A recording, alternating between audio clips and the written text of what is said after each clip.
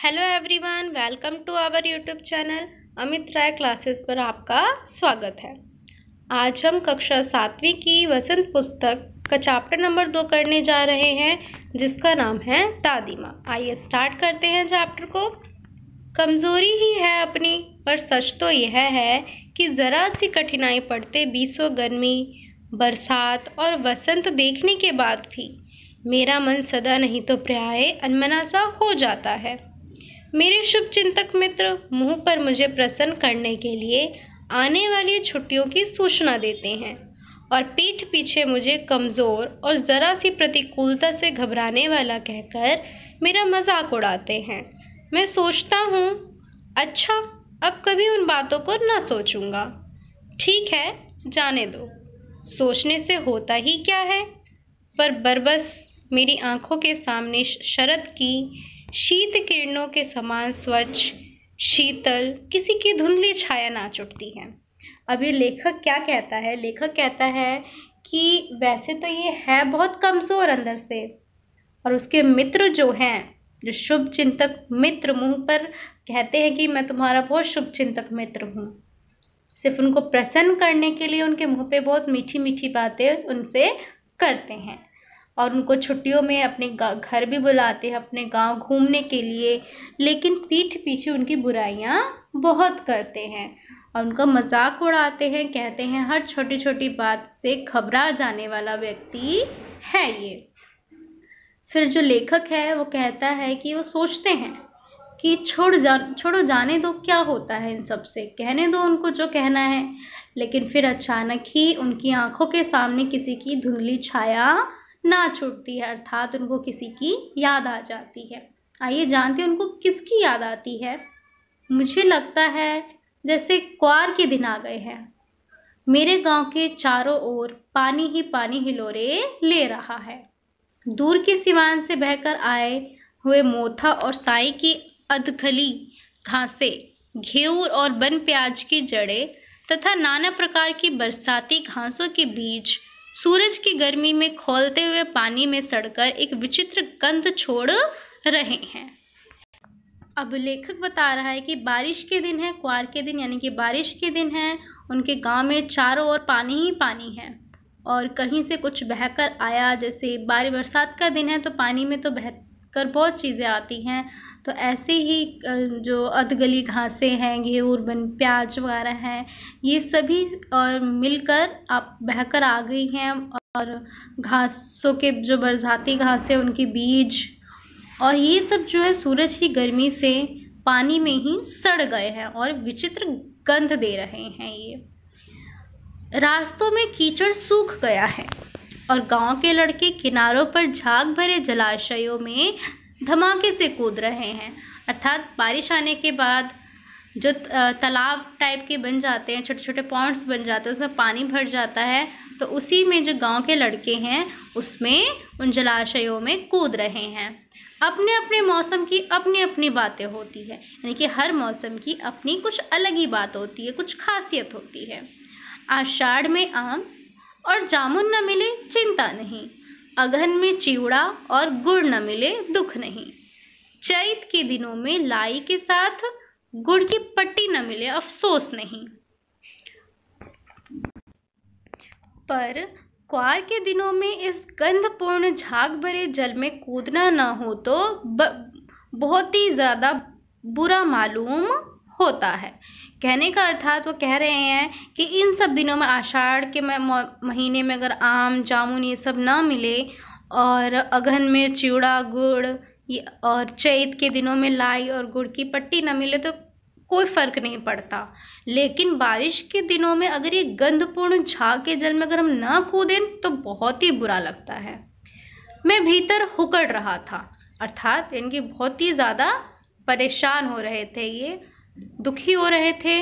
2-1 दिन ही तो कूद सका था, नहा धोकर बीमार हो गया। अर्थात ये उस जलाशय में कूदे थे, मुश्किल से 1-2 दिन कूदे थे, फिर उसके बाद उस कीचड़ में नहाने के बाद फिर साफ पानी से नहाया और फिर उसके बाद ये बीमार पड़ गए। हल्की बीमारी न जाने क्यों मुझे अच्छी लगती है, यानी जब हल्का हल्का से जुकाम होता है और खांसी होती है तो वो उनको अच्छी लगती थी। थोड़ा थोड़ा ज्वर हो, सर में साधारण दर्द और खाने के लिए दिन भर नींबू और साबु। लेकिन इस बार ऐसी चीज़ नहीं थी।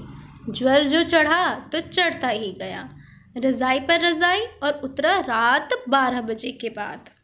वो बता रहे हैं कि पहले किस तरह से जब उनको बुखार लगता था या फिर बीमार पड़ते थे तो किस तरह से उनकी सेवा की जाती थी, लेकिन अब ऐसा कुछ भी नहीं है। अब इनको जो है जैसा बुखार चढ़ा, ज्वर यानी कि बुखार जैसा चढ़ा, मानो चढ़ता ही गया, और रजाई पे रजाई ओढ़ते गए और सीधा जाके रात को 12 बजे के बाद इनका बुखार उतरा। दिन में मैं चादर लपेटे सोया था। दादी माँ आई, शायद नहाकर आई थी, उसी झाग वाले जल में। पतले दुबले स्नेह सने शरीर पर सफ़ेद किनारीहीन धोती, सन से सफ़ेद बालों के सिरों पर सद्यः टपके हुए जल की शीतलता। यानी कि अब ये बता रहे हैं अपनी दादी माँ की बात कि किस तरह से जब वो नहाकर आती हैं तो कैसी लगती हैं देखने में।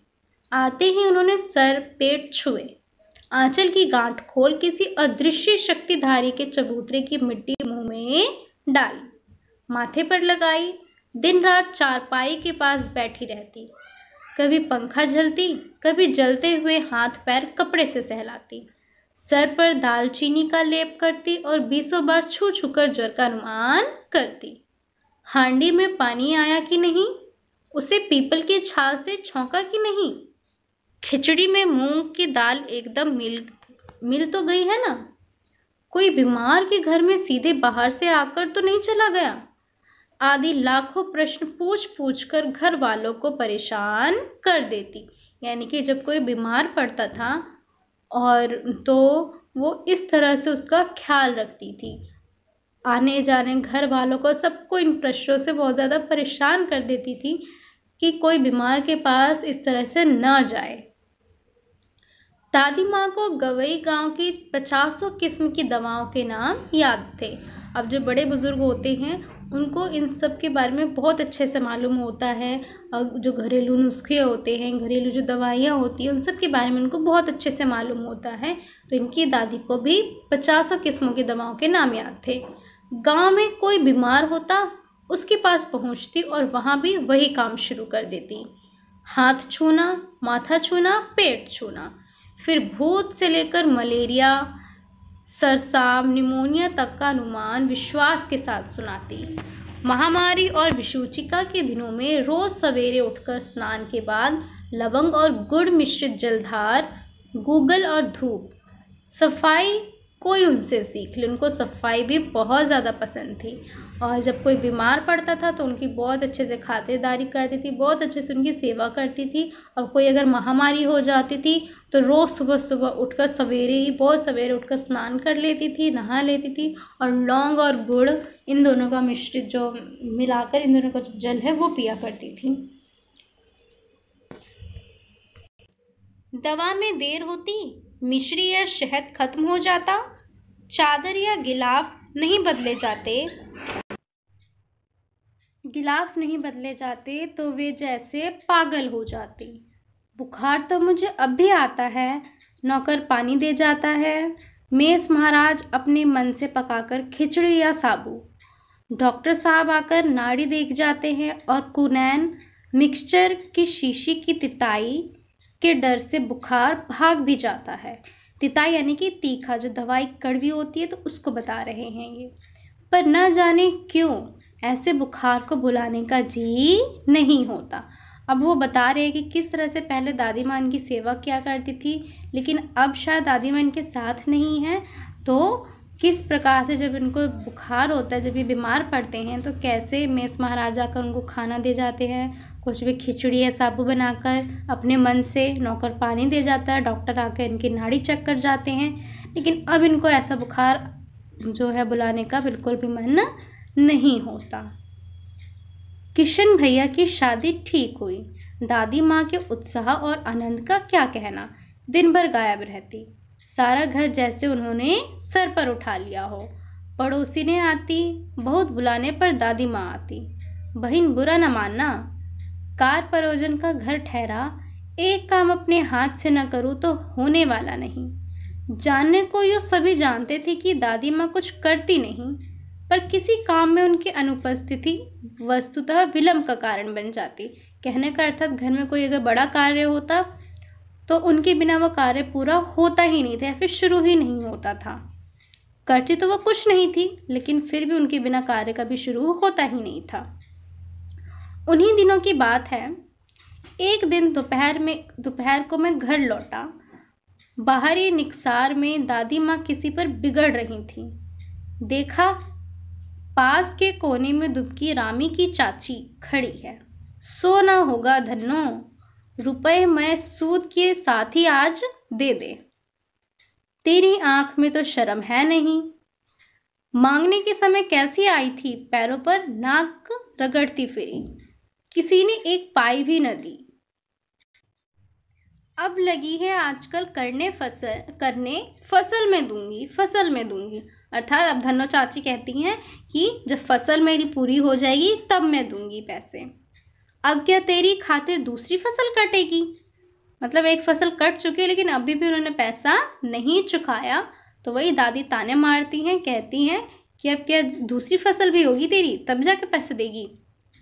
दूंगी मालकिन, रामी की चाची रोती हुई दोनों हाथों से आंचल पकड़े दादी माँ के पैरों की ओर झुकी। बिटिया की शादी है, आप न दया करेंगी तो उस बेचारी का निस्तार कैसे होगा, अर्थात उनका विवाह कैसे होगा। हट हट, अभी नहा के आ रही हूँ। दादी माँ पीछे हट गई। जाने दो दादी, मैंने इस अप्रिय प्रसंग को हटाने की गरज से कहा। बेचारी गरीब है, दे देगी कभी। ये लेखक ने अपनी दादी से कहा कि जाने दो, दे देगी फिर कभी। चल चल, चला है समझाने, यह दादी ने अपने पोते यानी कि लेखक से कहा। मैं चुपके से आंगन की ओर चला गया। कई दिन बीत गए, मैं इस प्रसंग को एकदम भूल सा गया। एक दिन रास्ते में रामी की चाची मिली। वह दादी को पूतो फलो दूधो नहाओ का आशीर्वाद दे रही थी। मैंने पूछा, क्या बात है धन्नो चाची? तो उसने विवल होकर कहा, ओरिन हो गई बेटा। भगवान भला करे हमारी मालकिन का। कल ही आई थी, पीछे का सभी रुपया छोड़ दिया, ऊपर से 10 रुपए का नोट देकर बोली, देखना धन्नो, जैसी तेरी बेटी वैसी मेरी। 10-5 के लिए हंसाई न हो, देवता है बेटा देवता। अब धन्नो चाची उसकी जो लेखक है उनकी दादी के बारे में बताती हैं कि पहले किस तरह से उनको डांट रही थी और अब खुद उनके घर जाकर उनका जितना भी कर्जा था सब माफ़ कर दिया और साथ ही ऊपर से 10 रुपये एक्स्ट्रा देकर चली गई कि वो अपनी बेटी की शादी बहुत ही धूमधाम से कर सके। उस रोज़ तो बहुत डांट रही थी, मैंने पूछा। अब लेखक ने धन्नो चाची से पूछा। धन्नो चाची ने क्या जवाब दिया, देखिए। वह तो बड़े लोगों का काम है बाबू, रुपया देकर डांटे भी न तो क्या लाभ। मैं मन ही मन इस तर्क पर हंसता हुआ आगे बढ़ गया। किशन के विवाह के दिनों की बात है। विवाह के 4-5 रोज पहले से ही औरतें रात रात भर गीत गाती हैं। विवाह की रात को अभिनय भी होता है, यानी कि नाटक किया जाता है। यह प्रायः एक ही कथा का हुआ करता है, यानी कि हर शादी में एक ही कथा के ऊपर नाटक किया जाता था। उसमें विवाह से लेकर पुत्रोत्पत्ति तक के सभी दृश्य दिखाए जाते हैं। अर्थात इनकी जब से शादी होती है, जब से बच्चा होता है, तब तक के जितने भी उसमें पार्ट होते हैं वो सब उसमें दिखाते हैं। उस नाटक में सभी पार्ट औरतें ही करती हैं। मैं बीमार होने के कारण बारात में ना जा सका। मेरा ममेरा भाई राघव दलान में सो रहा था, वह भी बारात जाने के बाद पहुंचा था। औरतों ने उस पर आपत्ति की। दादी माँ बिगड़ी, लड़के से क्या पड़ता, लड़की और ब्रह्मा का मन एक सा होता है। दादी ने कहा कि इनसे क्या छुपाना, ये सब तो एक जैसे, इनका मन सबका एक जैसा होता है। मुझे भी पास ही एक चारपाई पर चादर उड़ाकर दादी माँ ने चुपके से सुला दिया था। बड़ी हंसी आ रही थी। सोचा कहीं जोर से हंस दूं, भेद खुल जाए तो निकाल बाहर किया जाऊंगा, पर भाभी की बात पर हंसी रुक न सकी और भंडाफोड़ हो गया। यानी कि जो नाटक चल रहा था उस नाटक को देखकर जो लेखक है उनकी हंसी छूट गई, खासकर जब उनकी भाभी ने नाटक शुरू किया और उनका भंडाफोड़ हो गया, यानी कि सबको पता चल गया था। देबू की माँ ने चादर खींच ली। कहो दादी, यह कौन बच्चा सोया है? बेचारा रोता है शायद, दूध तो पिला दूँ। हाथापाई शुरू हुई। दादी माँ बिगड़ी। लड़के से क्यों लगती है? सुबह रास्ते में देबू की माँ मिली। कल वाला बच्चा भाभी।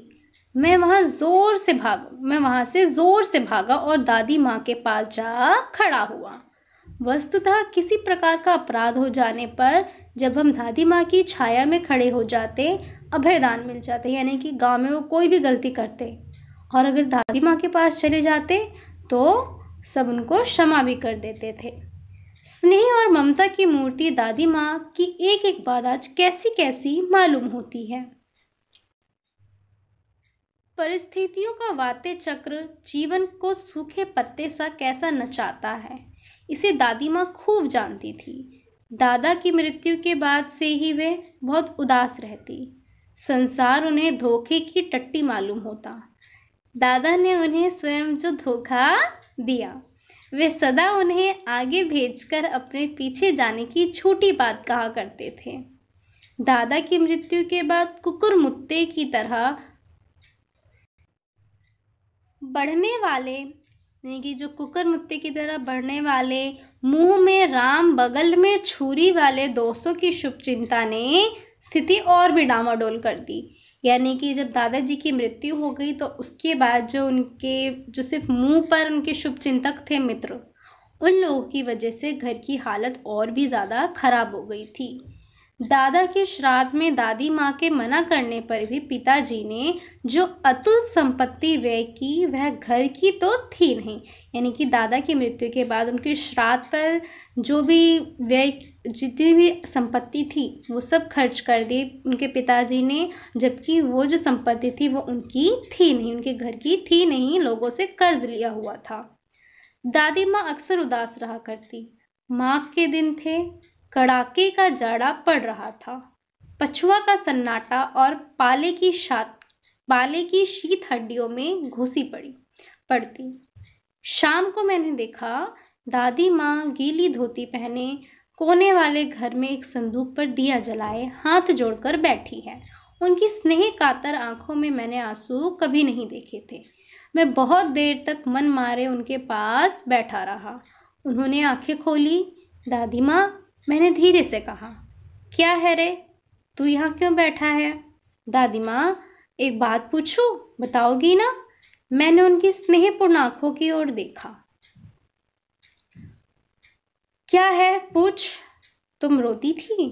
दादी माँ मुस्कुराई। पागल, तूने अभी खाना भी नहीं खाया ना? चल चल, धोती तो बदल लो दादी माँ, मैंने कहा। मुझे सर्दी गर्मी नहीं लगती बेटा। वे मुझे खींचती हुई रसोई में ले गई। सुबह मैंने देखा चारपाई पर बैठे पिताजी और किशन भैया मन मारे कुछ सोच रहे हैं। दूसरा चारा ही क्या है? बाबू बोले, रुपया कोई देता नहीं, कितने के तो अभी पिछले भी बाकी हैं। वे रोने रोने से हो गए, यानी कि वो दोनों भाई बैठकर सोच रहे हैं, जो उनके पिता है उनके भाई। कहने का अर्थात कि लेखक के जो पिताजी है और साथ ही लेखक के जो चाचा जी हैं, ये दोनों मिलकर बहुत ही ज़्यादा परेशान हैं, बैठ कर कुछ सोच रहे हैं। अब इनकी जिनसे उन्होंने कर्जा ले रखा होता है उनको वापस करने हैं और उनके पास पैसे होते नहीं, इसीलिए बहुत परेशान होते हैं और कोई उनको और पैसे दे नहीं रहा होता। रोता क्यों है रे? दादी माँ ने उनका माथा सहलाते हुए कहा। मैं तो अभी हूँ ही। उन्होंने संदूक खोलकर एक चमकती सी चीज़ निकाली। तेरे दादा ने यह कंगन मुझे इसी दिन के लिए पहनाया था। उनका गला भराया। मैंने इसे पहना नहीं, इसे सहेज कर रखती आई हूँ। यह उनके वंश की निशानी है। उन्होंने आंसू पोंछकर कहा, पुराने लोग आगा पीछा सब सोच लेते थे बेटा। सचमुच मुझे दादी माँ शाप भ्रष्ट देवी सी लगी। अब वो लेखक कह रहे हैं कि मुझे दादी माँ में बिल्कुल एक देवी की प्रतिमा नज़र आ रही थी। धुंधली छाया विलीन हो गई, यानी कि जो उनकी आंखों के सामने दादी माँ की जो छाया आ रही थी अब वो गायब हो गई। मैंने देखा दिन काफ़ी चढ़ाया है। पास के लंबे खजूर के पेड़ से उड़कर एक कौवा अपनी घिनौनी काली आंखें पंखे फैलाकर मेरी खिड़की पर बैठ गया। हाथ से अब भी किशन भैया का पत्र काँप रहा था। काली चींटियों सी कतारें धूमिल हो रही हैं। आंखों पर विश्वास नहीं होता। मन बार बार अपने से ही पूछ बैठता है, क्या सचमुच दादी माँ नहीं रही? अब देखिए, लेखक कह रहा है, लेखक के सामने ये जितने भी लेखक ने अपने दादी माँ के बारे में बताया वो सब उनको याद आ रही थी। दादी माँ की बातें, दादी माँ का स्नेह, सब कुछ उनको याद आ रहा था और उनको अपनी आंखों पे विश्वास नहीं हो रहा था कि सचमुच अब दादी माँ नहीं रही। इस कहानी के जो लेखक हैं उनका नाम है शिव प्रसाद सिंह। अब हम आइए इसके प्रश्न अभ्यास को पढ़ लेते हैं, ये समझ लेते हैं।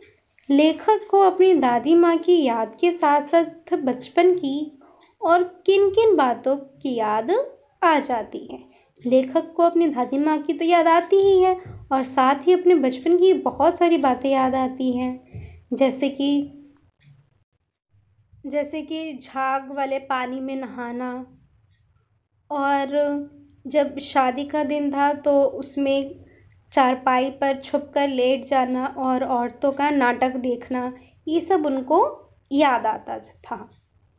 दूसरा देखिए, दादी की मृत्यु के बाद लेखक की घर की आर्थिक स्थिति खराब क्यों हो गई थी? तो दादाजी की मृत्यु के बाद लेखक की आर्थिक स्थिति क्यों खराब हो गई थी? उनके शुभ चिंतकों द्वारा। जो मुंह पर तो शुभ चिंतक बनते थे लेकिन पीठ पीछे उनकी बुराइयां करते थे, उनके बारे में कभी भी वो भला नहीं सोचते थे। और साथ ही उनके पिताजी ने जो कर्ज ले रखा था, जो उधार ले रखा था, उस वजह से भी उनके पिताजी बिना सोचे समझे कुछ भी पैसा बहुत ज़्यादा खर्च किया करते थे। तीसरा देखिए, दादी माँ के स्वभाव का कौन सा पक्ष आपको सबसे अच्छा लगा और क्यों? ये आपको बताना है कि दादी माँ का जो स्वभाव है, उन स्वभाव का कौन सा पक्ष है जो आपको सबसे अच्छा लगा और आपको रीज़न बताना है कि क्यों अच्छा लगा। कौन सा? जब वो धन्नो चाची को डांट रही थी लेकिन फिर बाद में खुद उनके घर जाकर उनको पैसा एक्स्ट्रा देकर आई और उनका जो पिछला बकाया था वो सभी उन्होंने माफ़ भी कर दिया था। ये जो उनके स्वभाव का जो पक्ष था, जो दूसरे के प्रति बहुत ही ज़्यादा दयालु थी, ये पक्ष बहुत अच्छा लगा। कहानी से आगे देखिए, आपने इस कहानी में महीनों के नाम पढ़े, जैसे क्वार, आषाढ़, माघ। इन महीनों के मौसम में ये जो मौसम होता है, इन महीनों में मौसम कैसा रहता है, ये लिखना है। ये आपका क्रियाकलाप है, ये आपको बताना है कि इन मौसम में जो मौसम है, इन महीनों में मौसम कैसा होता है। आगे देखिए, अपने अपने मौसम की अपनी अपनी बातें होती हैं। लेखक के इस कथन के अनुसार यह बताइए, यानी कि हर मौसम जो है, हर मौसम की अपनी अपनी कुछ खास, कुछ अलग सी बात होती है। तो लेखक है, लेखक के इस कथन के अनुसार यह बताइए कि किस मौसम में कौन कौन सी चीज़ें विशेष रूप से मिलती है। आपका ये क्रियाकलाप आपको करना है कि किस मौसम में क्या फेमस है, क्या मिलता है, ठीक है, वो आपको बताना है। तो ये चैप्टर आप लोगों का यहाँ ख़त्म होता है। अगर आप लोगों को ये वीडियो अच्छी लगी हो तो लाइक कीजिए, शेयर, कमेंट और सब्सक्राइब ज़रूर कीजिए। अब हम अगली वीडियो में अगले चैप्टर के साथ मिलेंगे। Bye bye everyone.